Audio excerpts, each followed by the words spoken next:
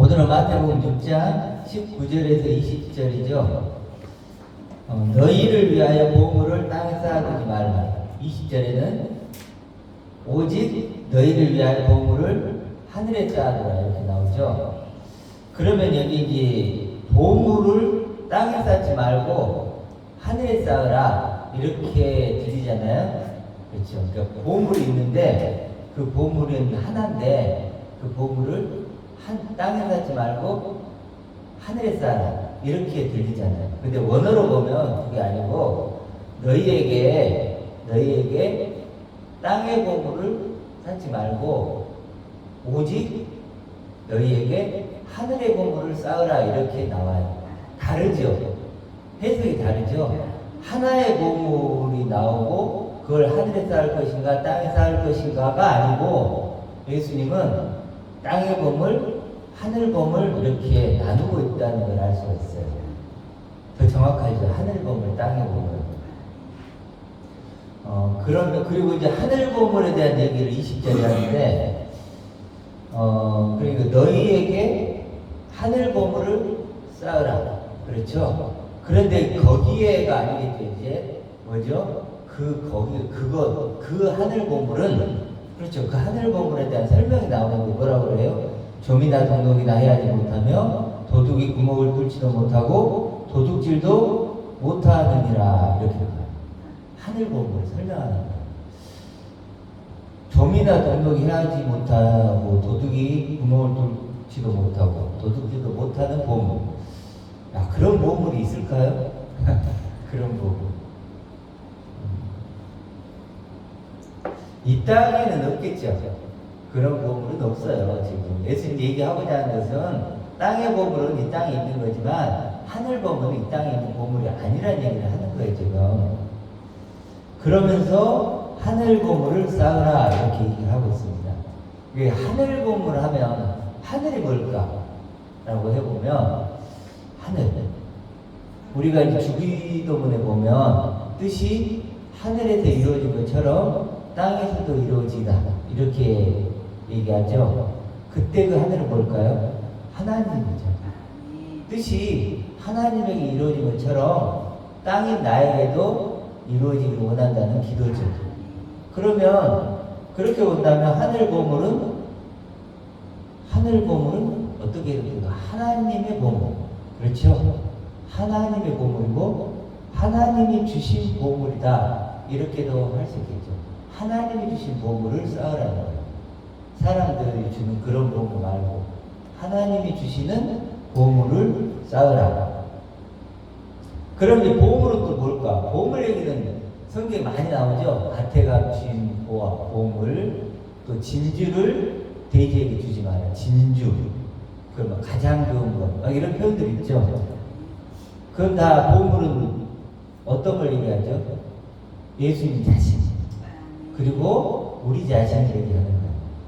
그렇죠. 자, 그럼 하나님이 주신 보물은 어떤 걸까? 결국은 그걸 예수님이 다른 표현으로 하면 천국이라고 해요. 천국.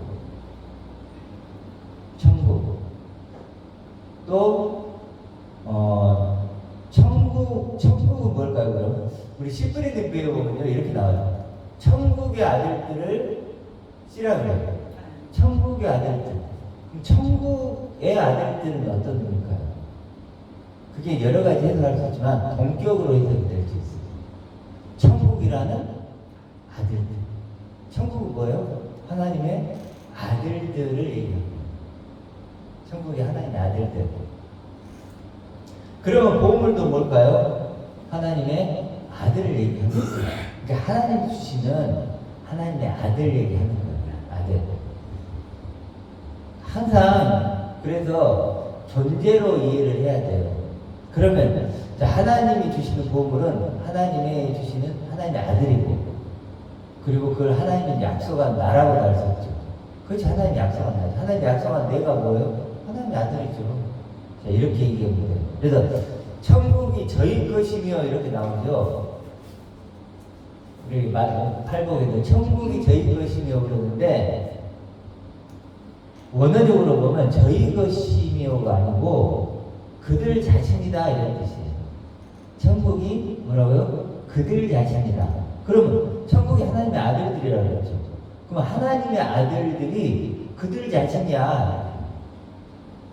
내 자신이 되는 거예요. 내가 하나님의 아들들이 되면 내가 천국이 되는 거죠. 그렇죠. 지금 그 얘기를 계속 해요. 그걸 또 오늘 표현대로 뭐예요? 하늘보고 이렇게 얘기하는 거예요. 다 똑같은 얘기를. 자, 그걸 다른 데서 뭐라고? 반석의 집인데 반석집이에요. 오늘은 반석집. 반석이라는 집. 반석은 뭐 돌이죠, 돌. 그리스도고 아들이고 그렇죠. 그 집이라는 반석이라는 집. 그런 식으로 다 똑같은 얘기를 지금 뭐예요? 하나님의 아들 얘기인데 하나님 나를 아들 만들으시는데 그것을 천국이라고 하고 오늘 표현처럼 하늘보물이라고 하고 반석집이라고도 하고 뭐 여러 가지로 표현을 하죠. 좋은 나무라고도 하고 뭐 이렇게 표현을 한다는 걸 좀 이해하면 그렇게 우리가 이해를 하면 결국 보물도 예수님 자신이고 우리 자신이고 항상 전제로 가야 돼요. 이제 우리는 천국이 저희 것이며 그러니까 천국이라는 데가 있고 그게 저희 것이 되는구나 뭐 이런 자꾸 이렇게 나란 전제로 보지를 못하게 만드는 거죠. 번역이.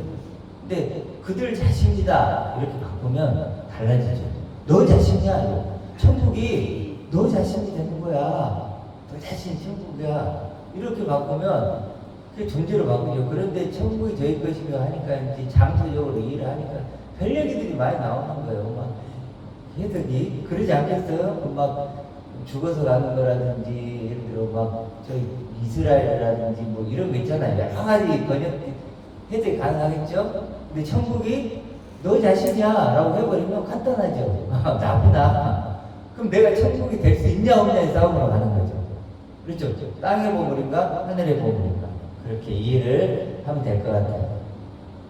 자, 그러면 이제 우리가 여기까지 왔어요. 하나님이 주신 보물 그게 천국 하나님이 약속한 나. 자, 하나님이 약속한 나를 해볼게요. 그러니까 하늘 보물을 쌓는다는 것은 하나님이 약속한 나를 하나님이 약속한 내가 어떤 나인지를 알아가는 거죠. 다시 하늘의 보물을 쌓는다는 건 그럼 어떤 의미일까요? 하나님이 약속한 내가 어떤 나인지를 알아가는 거죠. 알아가고 기뻐하는 거예요. 그게 쌓아가는 거죠. 내가 여러분 하늘 보물이 쌓인다고 생각해요. 기뻐요, 안 기뻐요? 기쁘겠죠. 그런 것처럼 내가 하나님의 아들을 알아가고 아들된 나를 알아가고 기뻐하면 그게 하늘 보물 쌓는 거죠. 그렇죠. 그렇게 이해를 하면 돼요. 그러니까 우리가 질문해야 될 건 이거예요. 그러면 하나님이 약속한 나를 아십니까? 그렇죠. 하나님이 약속한 나를 나는 알고 있는가? 근데 이게 우리에게 던져야 될 유일한 질문이에요. 어찌 보면 가장 최고의 질문이고 유일한 질문이고 중요한 질문. 그렇죠? 하나님이 약속한 나를 나는 알고 있는가? 근데 이제 하나님이 약속한 나 하는데 바꿔보는 것도 좋아요. 약속한 나 또 다르게는 어떻게 표현할 수 있을까요? 뭐라고? 하나님이 구원한 나. 그렇죠. 또 박 집사님 뭐가 있을까요?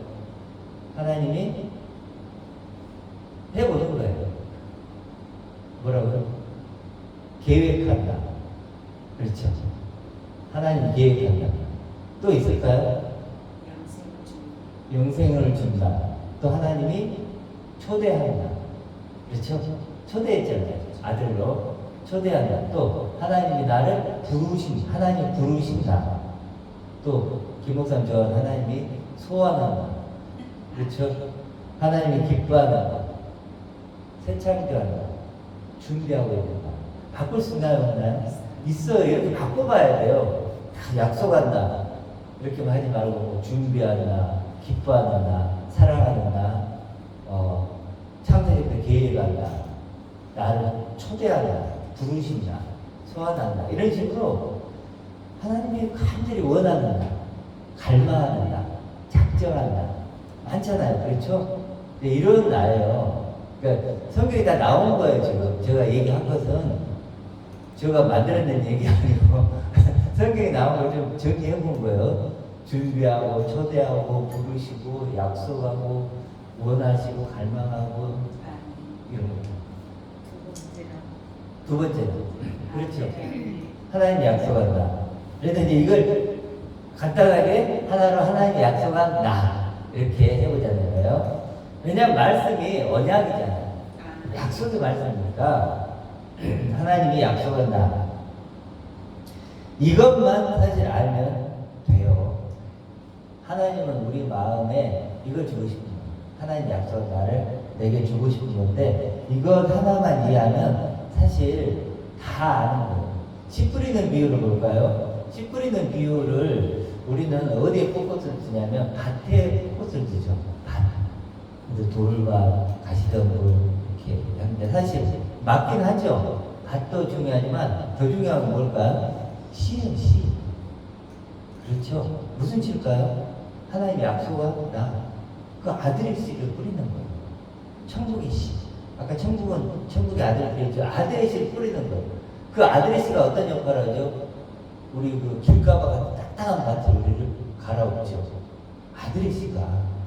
그리고 또 돌을 제거하죠. 그렇죠? 우리 안에 돌을 제거하죠. 그리고 가시덤불을 걷어내죠. 그래도 오직 그 아들의 씨만을 원하는 그런 옥토 같은 마음으로 바꾸는 거예요. 이런 과정이 다 있어야 되는 거예요. 누구나 이 과정이 없는 사람은 처음부터 없어진다는 건 아무도 없죠. 이런 말씀을 들으면 어때요? 반응이 처음에는 딱딱하죠. 저 무슨 말이야? 너무 낯설고 거부하고 싶고 받아들이지 않아요.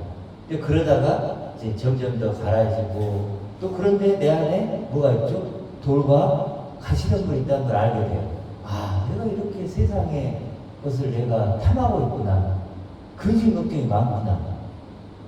옛날에는 몰랐는데 이 시가 오니까 그 시가 빛이 되어서 알리는 거예요. 내 마음에. 아, 내가 이런 상태구나.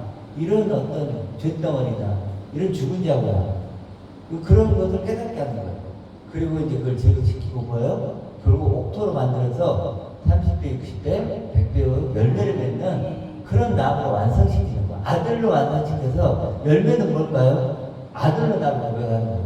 나는 이런 아들입니다. 저런 아들입니다라고 막 고백할 수 있는 이런 열매들을 맺는 거죠. 그렇죠. 이제 하나님의 약속과 나를 알면 이 성경의 비유들을 다 알 수가 있어요. 아, 이런 얘기였구나. 예수님이 비유로만 얘기한다고 하잖아요. 비유로만. 그러니까 이런 하나님의 아들로 깨닫게 하기 위해 비유를 하는 거예요. 비유를 하는 목적은 뭐냐면 비유를 하는 목적은 오해하지 않도록 자기 수준으로 말씀을 먹지 않도록 그렇죠. 그래서 하나님의 아들로 그 말씀을 이해하도록 비유를 하시는 거예요. 어찌됐든 그것만 알면 된다. 하나님의 약속한 나를. 그런데 이 하나님의 약속한 나는 사실 만만치가 않죠.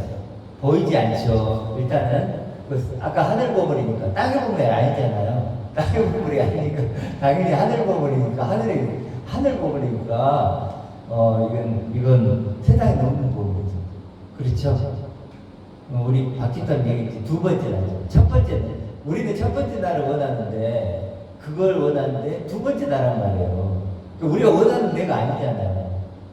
그렇죠? 두 번째 날. 뭐 오른쪽 왼쪽 했을 때가 오른쪽이기도 하고. 그러니까 이게 이 하나님의 약속은 나는 사실 알 수 있는 방법도 어렵고 어떻게가 해결이 안 돼요. 어떻게가. 그렇죠? 예를 들어 우리가 뭐 의사 선생님 하면 바로 알잖아요. 청소부 하면 뭐 설명할 거 없잖아요. 운동선수 쉽게 알죠. 그럼 당장에 하나님의 아들을 해보세요. 단어는 알지만 그게 어떤 가치가 있고 의미가 있는지 쉽지 않죠. 그렇죠? 하나님의 아들이 누구예요? 청소부는 뭐예요?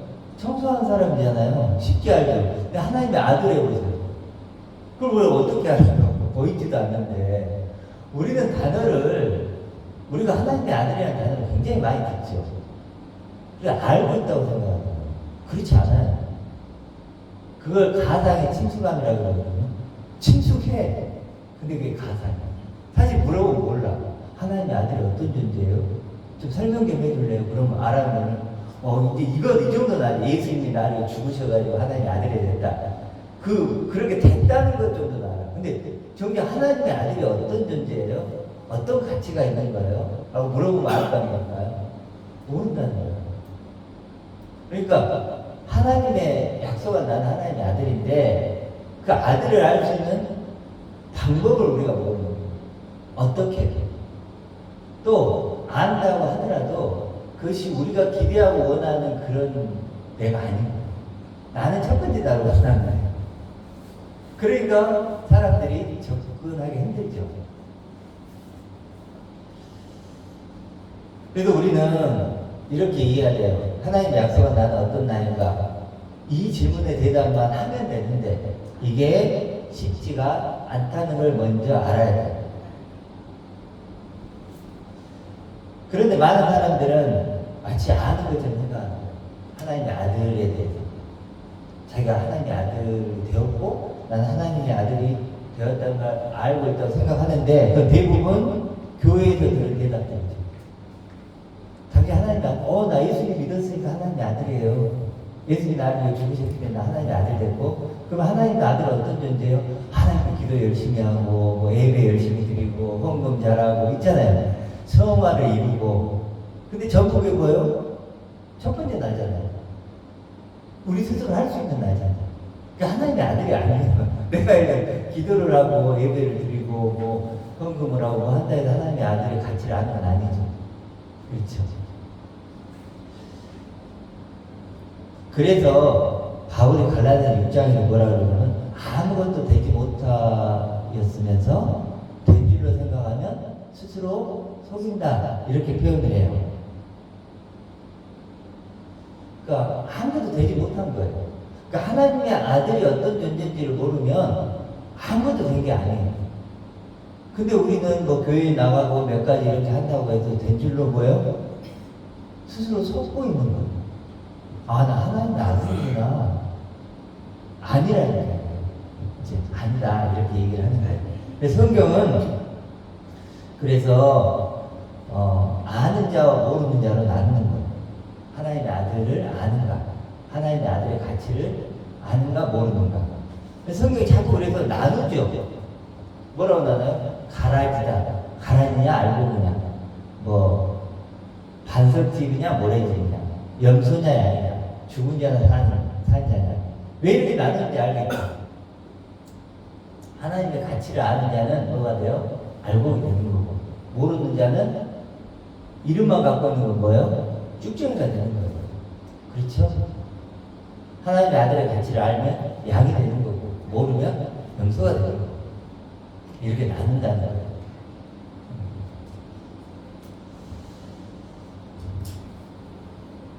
그러면 어떤 사람이 하나님의 아들의 가치, 하나님의 약속한 나를 아는지 모르는지를 알려면 어떻게 해야 될까? 하나님의 약속한 나를 전해보면 알아요. 그렇죠? 전해보면 알아요. 어제 제가 어떤 분과 전화를 좀 했어요. 전화를 했는데 그분이 나이가 꽤 되시고 40-50년 아마 교회를 다니셨고 그리고 수차게 많은 사람들을 만나고 정말 그랬던 분이에요. 제가 알면은 형제교회인데 정말 산전수전에 다 겪으셨겠죠. 근데 교통이 잘 안 되신다고 그러더라고요. 제가 이제 그런 얘기를 했어요. 지금 하나님의 아들에 대한 얘기를 좀 했어요. 그러면 저번에도 한번 만나긴 했거든요. 만나긴 했는데 제가 하나님의 충만을 가진 아들 얘기도 하고 그게 본문에 어디도 있고 이런 얘기를 드리고 우리는 그리스도와 함께 영광을 누릴 존재입니다. 그리스도와 함께 누릴 존재 그런 얘기도 하고 하나님의 영광을 참여하게 된 존재들입니다. 이게 정말로 하늘의 복 아닙니까? 이제 이런 식으로 얘기를 했어요. 자 그러면 우리가 항상 얘기했던 거죠. 그럼 여러분은 어떻게 반응할 것 같아요?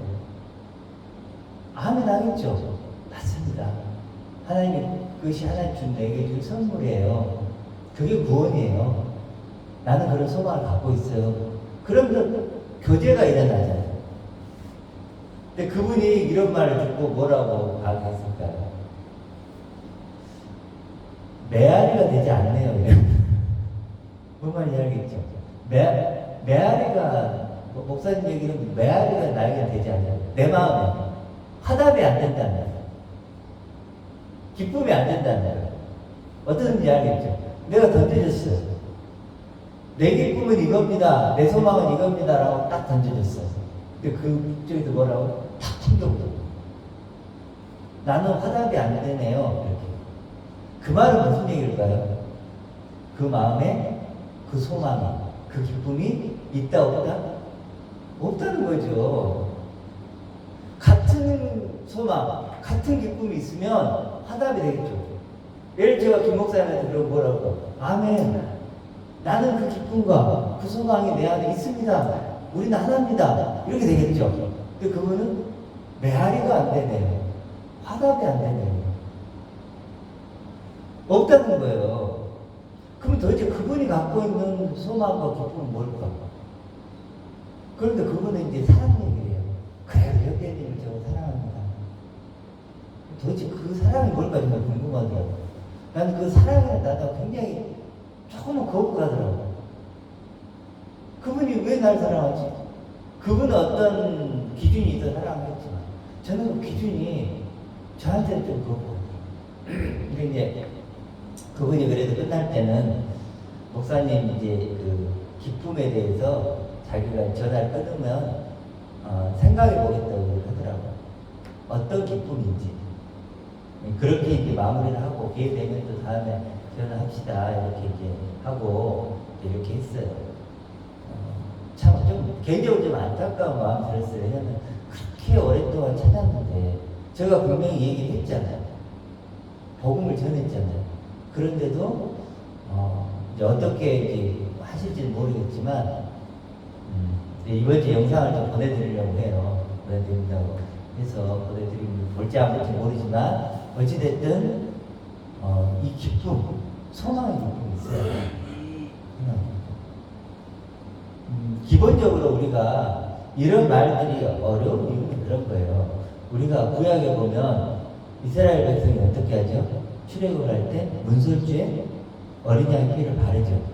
어린 양의 피를 바른다는 건 어떤 의미예요? 죽음이에요. 피는 죽음이에요. 그렇죠? 죽음을 통과하는 거예요. 우리가 하는 얘기는 지금 뭐냐면 죽음을 통과하는 얘기를 하는 거예요. 죽음 이전의 얘기를 하는 게 아니라니까. 이 땅에서 내가 어떻게 살고 이런 얘기가 아니에요. 뭐죠? 죽음을 통과한 그 존재, 영원한 우리를 얘기하는 거예요. 영원한. 이게 얼마나 스케일이 큰 얘기냐고, 어마어마한 얘기냐고요, 이게. 근데 교회는 이런 얘기를 못해요. 여전히 뭐예요? 그럼 문설주 안에 있는 얘기만 한다니까요. 피를 통과를 못해요. 가장 첫 번째 날.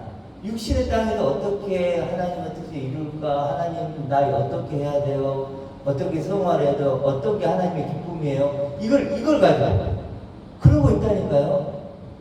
그게 죄예요. 그게 하나님은 그렇게 만드는 거예요. 하나님은 우리를요 영원한 나로 만드는 거예요. 완전한 나로, 하나님의 상속자로. 이렇게 죽음 이후의 나, 그런 나를 하나님을 만들어내시는데 우리는 여전히 그들을 넘지를 못해요.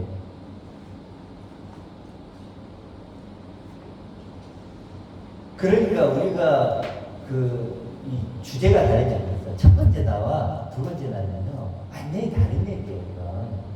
일단 첫 번째 나로 하나님을 만나면 그걸 우상이라고 하는 거예요. 우상 숭배를 하는 거고 그걸 죄라고 하는 거예요. 성경은 다른 게 죄가 아니에요. 하나님 입장에서는 아니 우리가 나쁜 못해 그건 인간적인 죄지. 하나님께 죄는 거예요. 하나님을 우상으로 만드는 거예요. 나를 다른 하나님으로 만들어 믿지 말아야 돼요. 그게 뭐예요? 첫 번째 나. 또 하나님 당신을 살겠습니다. 전부 다 이런 말들은 뭐예요? 우상 숭배예요. 그렇죠. 첫 번째 나를 가지고 하나님 만나려고 한다. 이건 아무리 그 사람이 진심이고 정말로 그게 뭐 자기 전심을 다해 할지라도 그건 그 사람의 진심일 뿐이라니까. 그렇죠. 하나님 원하는 건 뭐예요? 두 번째 나예요. 두 번째 나. 그걸 이해를 못하면 절대로 이런 설교가 들려올까요? 안 들려올까요? 메아리일 뿐이에요. 화답이 안 되는 거죠. 왜냐면 나는 첫 번째 나한테 관심이 있는데. 지금 저는 무슨 얘기예요? 두 번째 나 얘기예요. 그렇죠. 그래 당연히 서로 대화가 안 돼요. 대화가 안 돼요. 처음부터. 불가능. 그래도 예수님이 오병이어 기적을 베풀면서 말씀을 증거했잖아요. 그러니까 뭐예요? 대부분의 사람이 뭐예요? 떠나가 버려요. 첫 번째 날을 원했던 사람들이 예수님 두 번째 말을 딱 한 순간 어떤 거예요? 다 떠나버려요.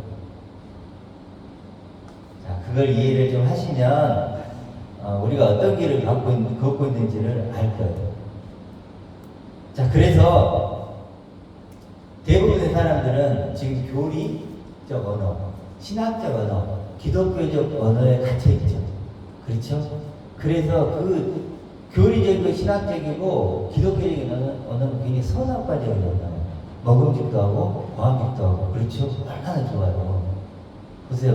어거스틴이 어떤 얘기를 하냐면 이런 얘기를 해요. 하나님이 은혜를 주실 만한 자에게 준대.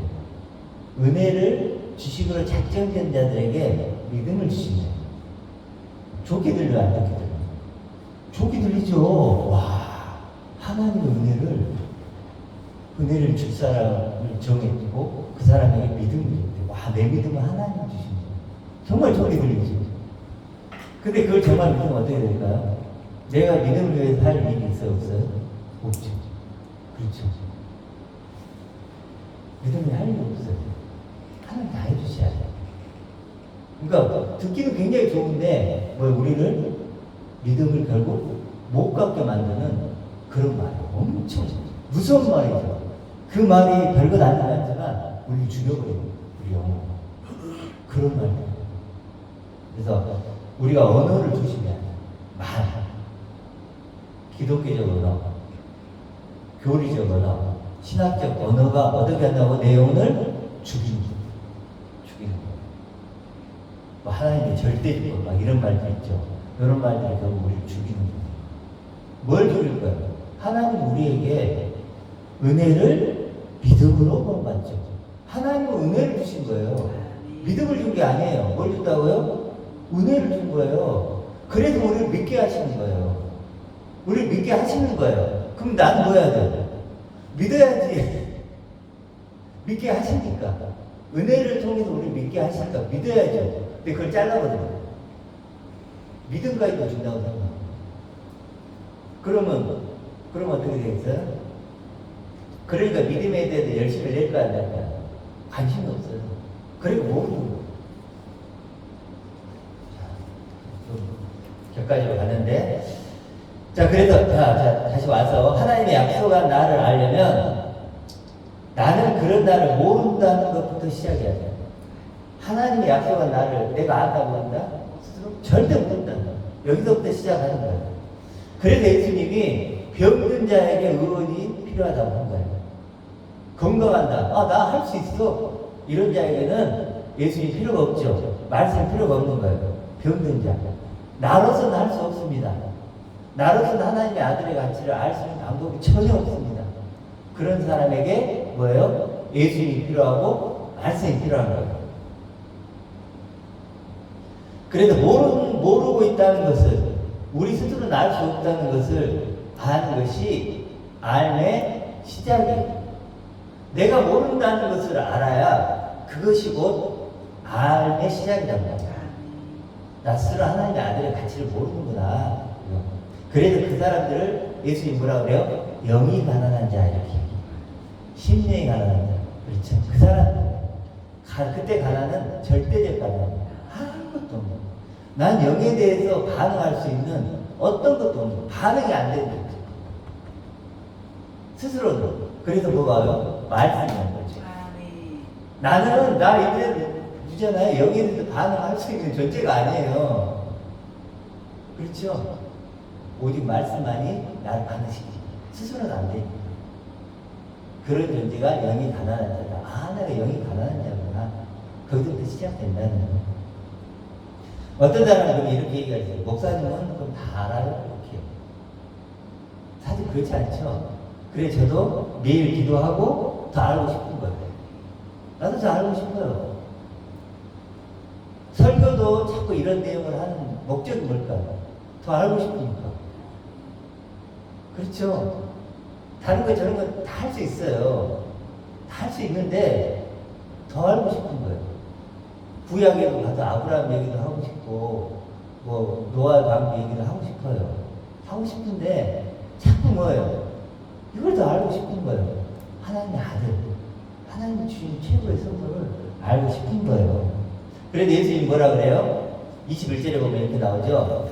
뭐라고? 같이 한번 읽어보고 21절 시작. 내 보물이 있는 그곳에는 내 마음도 있느니라. 그렇게 나오죠. 그렇죠? 보물이 있는 곳에 내 마음도 있대요. 그렇죠? 하늘 보물이 있는 곳에 너 마음도 있고, 땅의 보물이 있는 곳, 너가 땅의 보물을 쌓으면은 땅의 보물에 내 마음이 있는 거고, 하늘 보물이 있다면 하늘 보물이 있는 거다. 이렇게 얘기를 하는 거죠. 여러분의 보물은 어떤 겁니까? 내 보물은, 나의 보물은 하나님의 약속은 나예요. 하나님의 약속한다. 그게 내가 사는 이유고, 내가 사는 이유예요. 하나님의 약속한 나를 알아가는 거예요. 그것보다 기쁘고 신나는 일은 없어요. 어제 제가 시술을 받았잖아요. 네, 무릎 시술을 좀 받았는데, 수술 뭐 4시간이니까 왼쪽 다리를 이렇게 했는데, 나 처음으로 이렇게 수술 때 이렇게 올라가 봤어요. 이게 막 그 드라마 같은데 뭐 막 끌고 가면 이렇게 불빛 가는 그런 걸 제가 어제 금요일 날이죠. 이틀 전에 경험을 이렇게 해봤거든요. 새롭더라고요. 수술하려고 탁 누워있는데, 이제 막 이거 다 준비를 시키잖아요. 팔을 벌리는 거. 십자가 같아. 두 팔을 벌리고. 근데 이렇게 희미하게 제가 보이는 거예요, 이렇게. 그 모습을 보고 있는데, 야, 진짜 묘하더라고요. 진짜 연약하구나, 초라하구나. 그런 생각이 들었어요. 병원에 누워있는데, 그런 생각이 들고, 또 어떤 생각이 들었냐면, 이게 어느 순간 되면, 야, 이렇게, 이런 날이 오는구나. 근데 언젠간 나도 죽게 되겠지? 그럼 내가 이제 영안실에 이렇게 있을 수도 있겠구나. 그러면, 이제는 수술이 아니고, 시술이 아니고, 이제 누군가가 내가 죽은 이 몸을 이제 이렇게 묶고, 이제 나를 닦고 묶고 막 하겠구나. 그러면 결국 화장이 되겠구나. 아, 나는 그런 존재구나. 물론 알고 있었지만 더 깊이 오는 거예요. 아, 그런 존재구나. 그런데 그런 과정에서도 이제 이 말씀 생각이 나요. 아, 하나님 약속한 내가 있구나. 정말 이게 없으면 내가 얼마나 아무것도 아닐까. 정말 그러면서 이 기쁨, 감사가 나오고, 하나님 감사합니다. 정말 감사합니다. 이 감사. 그런데요, 그런데 이제 바울도 보세요. 바울도 감옥에서 감사를 얘기하죠. 그렇죠? 편대를 향해서 달려간다고 하잖아요. 예수님도 십자가에서 뭐라 그래요? 그 앞에 있는 즐거움을 위해서 십자가를 참다, 이렇게. 그 앞에 있는 즐거움, 그 앞에 있는 영광, 그 얘기를 하잖아요. 예수님. 스데반도 돌에 맞을 때, 하나님의 영광과 하나님 우편에 계신 그리스도를 본다고 그러잖아요. 그렇죠? 바울도, 예수님도, 스데반도 다 지금 뭘 보고 있는 거예요? 미래의 소망을 보고 있는 거예요. 미래의 소망. 똑같은 거예요. 우리도 그런 미래의 소망을 보는 거예요. 미래의 소망. 이 땅에 지금 당장 이거 얘기하는 게 아니에요. 이 땅의 삶을 무시하자는 게 아니에요. 우리 인간관계 잘해야 되고, 직장도 잘 다녀야 되고, 돈도 벌어야 되고, 그런 거 있지만, 제가 하나님이 우리에게 주고 싶은 그게 아니란 말이에요. 그 우리가 할 수 있는 거니까. 뭐죠? 미래의 소망을 주고 싶은 거죠. 바울에게 주었던, 예수님이 주었던, 스데반에게 주었던 똑같은 그 소망을 나에게도 주고 싶은 거예요, 하나님은. 자, 그래서 이제 마지막으로 좀 볼 건데, 하나님이 약속한 나를 이제 결국 알아야 되는데, 이게 이제 가장 중요하겠죠. 오늘 이 본문을 좀 하려고 하는데 몇 가지를 준비를 했는데 시간 관계상 로마서 로마서에서 뭐라 그래요? 하나님 약속한다. 하나님의 아들이면 상속자다. 곧 하나님의 상속자요 그리스도와 함께한 상속자니 그리스도와 함께 영광을 얻기 위해서 고난도 함께 받아야 된다. 이런 얘기거든요. 그게 하나님의 약속입니다. 아들, 상속자, 하나님의 상속자, 그리스도와 함께 영광을 누릴 자. 이게 뭐예요? 하나님의 약속입니다. 이게 어떻게 첫 번째 나하고 연결이 되는지 하나도 있나요? 없나요? 없잖아요. 그리고 이거 보면 한번 찾아볼게요. 에베소 2장으로 가볼게요. 중요하니까 에베소 2장.